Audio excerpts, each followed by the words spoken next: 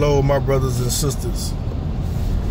This is your boy, the People's Preacher, Emanuel Flemming, pastor of Abel Baptist Church in Clemson, South Carolina.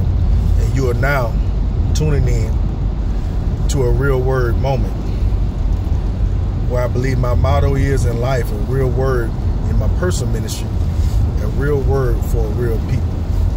But anyway, today's topic, I want to say real quick, is what are we speaking? What are we speaking?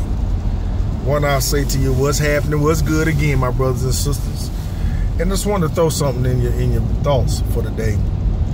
We do know that when in the book of James, it tells us, man, that the power between life and death lies in the tongue. And when I say about that, what are we speaking? What basically I'm saying, fam, is do we ever think about the things we say? Far as when we run around gossiping, talking about people, when we badmouth people, when we discourage people, do we ever think about the effects that it have? You know, in some people's cases, some people be able to fight back with you or to go back to whether they clap back, so to speak, if we call it that way. Some people, different personalities. We've seen people sadly commit suicide due to so much negativity that has been poured out to them from out of the mouth. I want to say also, and then think about this in this perspective. When we think about speaking life in situations, do we automatically doom ourselves? Because we might say, oh, this ain't gonna work, that ain't gonna work, this ain't gonna work, that right there gonna fail. We've already said that we accepted failure before we even began the process for whatever the situation is or whatever we're trying to do. Do we ever look at the fact of us on this? How often do we tell our children, whether male or female, the females, you're pretty, you're beautiful, males, you're handsome, you know, you're a gentleman. Do we tell them that you're intelligent? Do we tell them that you're destined for greatness? Do we say to them that we are proud of them? How often do we tell our spouses or our boos that we with? You know what I'm saying? Our little boo things, whichever way you want to put it. How often do we tell them that, hey, I love you. Hey, I'm proud of you. Hey, you're sexy to me. Hey, you're pretty. Yo, you're beautiful. Dudes, hey, you handsome, man. You know, whatever be the case, you're cute, whatever. How often do we say these things? And this is something that has been really on my heart when we think about that in reference to what we're doing in life. And it bothers me because I'm saying from my own personal convictions. Now watch your boy putting on the seatbelt because he was wrong in the first place. Let me tell you that now. But anyway, it gets to me because I think about that. Like, man, what do we say out our mouths, man? How are we trying to encourage each other? Do we ever think of each other's feelings? Stuff of that nature. Do we spend more time just being selfish and then thinking, oh, they all right, oh, they know I love them, or they know we're good, they know I think they're attractive, they know this, they know that.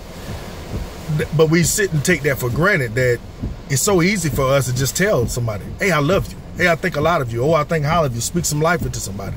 Then the fact of being so quick to tell somebody down or tear somebody down, so to speak. That's something we got to look at. What are we speaking?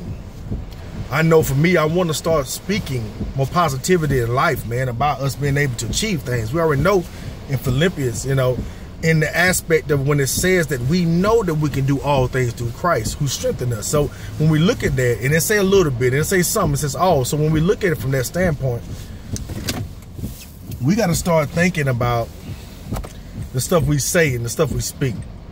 But I really wanted, I was thinking about it, the more relationship thing came to mind, and stuff like, you know, some comments like somebody, oh, you're just like your mama, or you're just like your daddy. You know, negative comment, we took it or made it to sound negative or meant it for something that was ugly.